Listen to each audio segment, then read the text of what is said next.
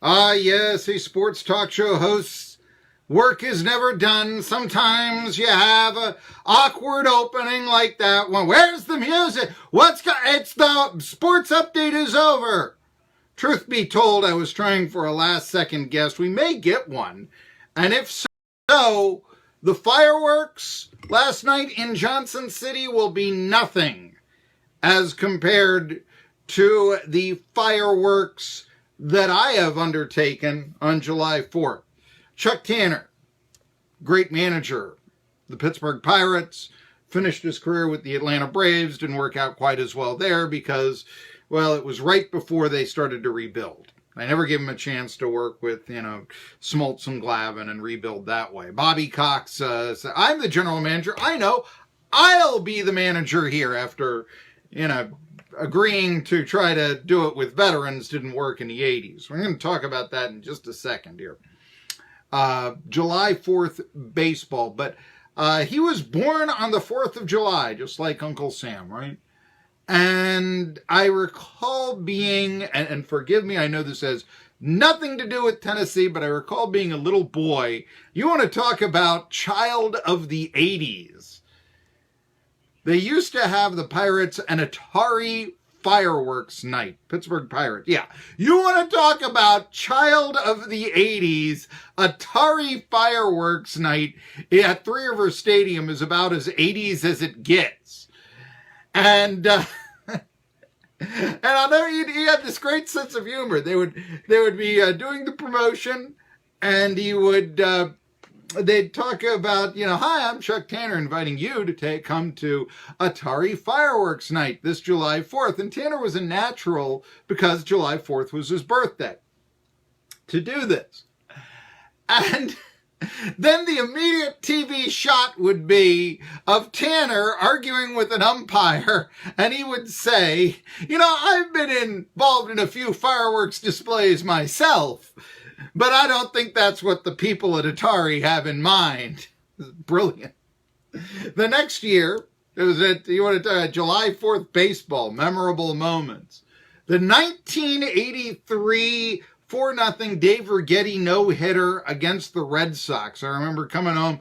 That was shown locally and all this. I had a friend who was going to go to the game, and at the last second, his dad said something came up, and I never forgave his dad for not going to the Righetti ball game, that sort of thing. But, all right, so you got July 4th baseball and the famous Righetti no-hitter in 83 that same day. I'm going to talk about, baseball of days gone by. Manny Sarmiento, there's a name from the past, but he was the pitcher, and he sang the national anthem on July 4th, 1983, before the fireworks night that the Pirates had, et cetera, et cetera. Only I would know this. That's because I'm Marky Billson, your voice of choice for a new generation of Tri-City sports fans, and we will be taking this a little more local. Forgive my embellishments there of my beloved memories of growing up with baseball in the 80s and some of my favorite people, the likable people of that time, the Tanners, the Stargels, and all that with the Pirates, but so many. Dale Murphy, I'm going to talk about him in a second. Coming to town with the Bristol Bucks, who are playing right now against the Johnson City Cardinals. Yeah, it's July 4th. That means baseball. This is America. I don't want to hear about the World Cup. I don't want to hear about the Nathan's hot dog eating contest. I'll talk about Nathan's hot dogs. I'll talk about the great Larry King story where he pretends his classmate is dead so he can take up a collection from his classmates and go to Nathan's in 1950-something, back when Nathan's was just a local New York chain. You went to Nathan, you went to Coney Island, that sort of thing. Well, we're talking baseball. It's July 4th. Baseball has had many great July 4th moments, including Lou Gehrig's Luckiest Man Alive speech, the aforementioned Righetti 83 no-hitter. 3 years later, he'd be a relief pitcher. Actually, I think it was the next year he was a relief pitcher was converted to the bullpen, but by 86 he was setting a since broken saves record. He saved 46 in a year. That was thought to be really big.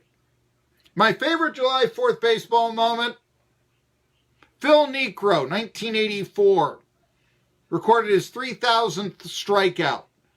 Unfortunately, it's a knuckleball pitcher. This pitcher was his first year with the Yankees, okay, if you remember that. Knuckleball pitcher beats the Rangers 5-0 July 4th, 1984. Butch Weiniger is his catcher. Weiniger can't handle strike 3. Parrish swings and misses. He goes to first base on a strikeout. Hey, here's the ball, Phil. It's your 3,000th strikeout. True story. I mean, it's just great. This is why you love baseball. But, you know, the Braves fans to Mets fans, and maybe even beating that moment, was the next year. 1985, the epic 16-13, 19-inning Mets victory between the two clubs in 85. You know, I'm going to go back to memory lane, and then I'm going to pull it back to the contemporary because it is a commentary on baseball's contemporary state. You go, and I was going through that game, the box scores online. I mean, I remember it. And I know it's 33 years ago, and you can say, well, that makes you an old man, doesn't it? Hey, this was, I remember turning it on after a rain delay and thinking, I don't know if I'm going to watch this. This one could go on too long. I regretted it, sure, but I mean, this was exceptional. Dwight Gooden, it's 24-4, 153 ERA season.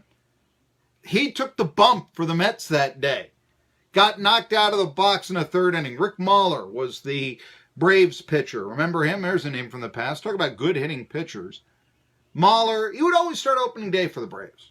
He was now Gooden was a pitcher who would win a 1-0 or a 2-1 game in his prime. Mahler was the pitcher that would win 5-4. You know, I mean, it was an effective starter, but it was never in the card. He was an ace starter of the Braves for a couple of years, but like I said, he usually got the opening day start, but it was never really in the cards for Rick Mahler to, you know, become this great pitcher. And oftentimes he was like a 3 or a 4 starter as to be the number 1 starter with the Braves. The Braves of yore here, you know, doing a little bit better this year. Anyway, it's Gooden, it's Mahler, which was a nice pitching matchup of the day, to be honest with you. Both guys are knocked off or out early in 85, and there are 4 lead changes in the first 9 innings of the 16-13 Classic in 85. Braves got 4 runs with a 2-out rally, scored all 4 runs with 2 outs.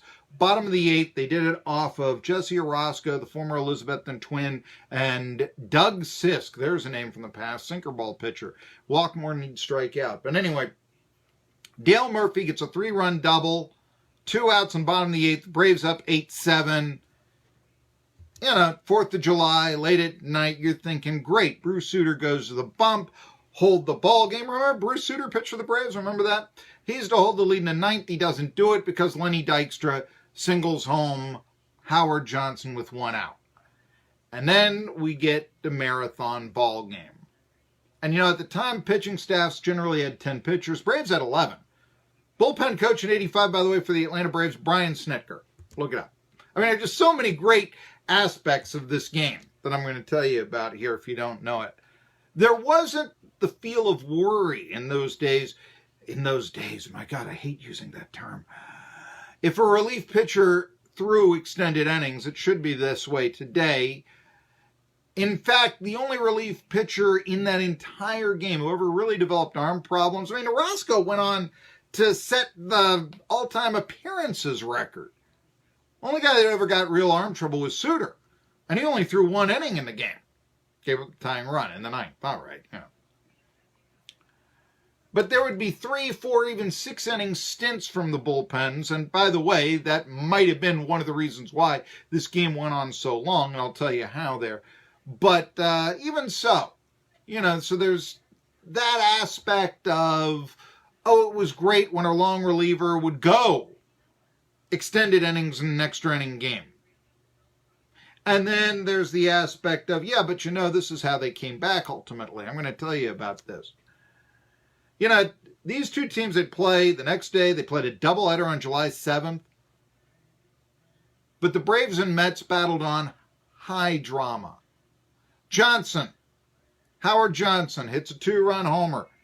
13th inning, top of it, off of Terry Forster, greatest hitter that ever lived. 397 lifetime average. Highest average, 75 or more at-bats. Think about it. Working, and anyway, but Forster gave up that home run in the 13th. It was his 4th inning of relief. So there you go. Would that have been a reason why this happened? Okay. Terry Harper, another great name from the past. Appalachian League, he was a Wytheville Brave. There you go. He pitched in the Appalachian League, converted to an outfielder. Tied it up with a 2-out, 2-run shot of his own off of Tom Gorman. Not the umpire. He was a left-handed pitcher, kind of last guy on the staff of the Mets at that time. He hits Harper, this 2-out shot with a man on it, ties the game 10-10, bottom of the 13th. I mean, you're like, yeah. Along the way in this ball game, Keith Hernandez hits for the cycle. Darryl Strawberry, and the Mets manager, Davey Johnson. They both get kicked out in the 17th, arguing a strikeout call. Rusty Staub, the late, great Rusty Staub, played his final game in Atlanta. So that goes on and on. 18th inning, Mets scratch off a run off of Rick Camp. Remember Rick Camp? Maybe you don't if you're not of the age. Rick Camp was a real promising relief pitcher. Early 80s, so the Braves had great stats. And in 82, Braves won the division, but they don't have a real strong pitching staff. It's basically Phil Niekro going 17-4 and then anybody else they can find. One of those guys that they said, well, anybody else we can find was Rick Camp. Joe Torre, manager of the Braves that year, converted him to a starter. He was never quite the same pitcher again. But now he's back in a bullpen. It's his final year in the big leagues. Camp, though, one of the reasons why it was better that he was a relief pitcher and not a starter is he was a notoriously bad hitter. Once had, I think, an .018 lifetime batting average.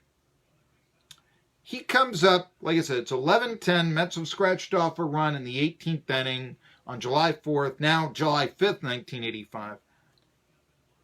Comes up 2 out in the ninth. Nobody on. Superstation, middle of the night, 3 a.m. or something. And I think there might have even been 2 strikes on him. You're thinking, okay, this thing is over if you're still left in the ball. Gorman, though, is on his 6th inning of work. He throws a fat pitch. And Camp, with his .060 lifetime average, goes yard! I mean, at this point, you're like, wait, this is like the most improbable thing you have ever contemplated or seen in bed. Rick Camp hitting a home run. It doesn't matter if it is from a tired relief pitcher. Who knew he had the strength to do this? I mean, people are they can't believe this. Anyway, he was actually 0 for 5 on the season.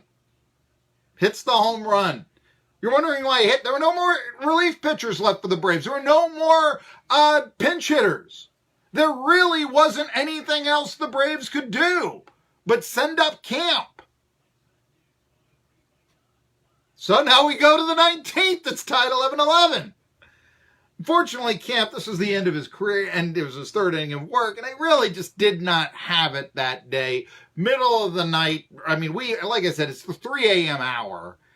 And Camp throws, what can I tell you? He gives up a 5-run inning in the 19th. He's just out of it. Braves don't have any relief pitchers left. They've gone, it's the 19th. You want to say, well, he could throw a position player. Right? Where would they go? They'd have to put a pitcher at a regular spot. So, I got to go with Camp. And hope that he can get, and like I said, he gives up 5 runs. One of those runs that he allows is the Rusty Staub pinch hitting for Gorman, as a matter of fact, in the 19th. Like I said, at 3:30 in the morning is pinch hitting. And it's the last time Staub ever plays in Atlanta. Mets don't have any pinch runners left. It used to be at the stage, Staub was just a pinch hitter, and so when he'd get on base, he would then get pinch run for. Mets don't have anybody left to pinch run for unless they want to throw, I don't know, Sid Fernandez or somebody out there as a pinch run. Rick Aguilera is going to throw the next day or something like that, unless they wanted to do something like that, which I suppose they could have, but, they decided against it. Ron Darling came on to pitch in the bottom of the 19th.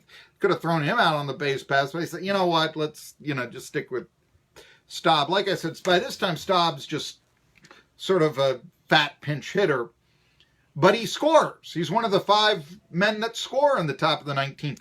It's the last run he would ever score in his great 23-year career.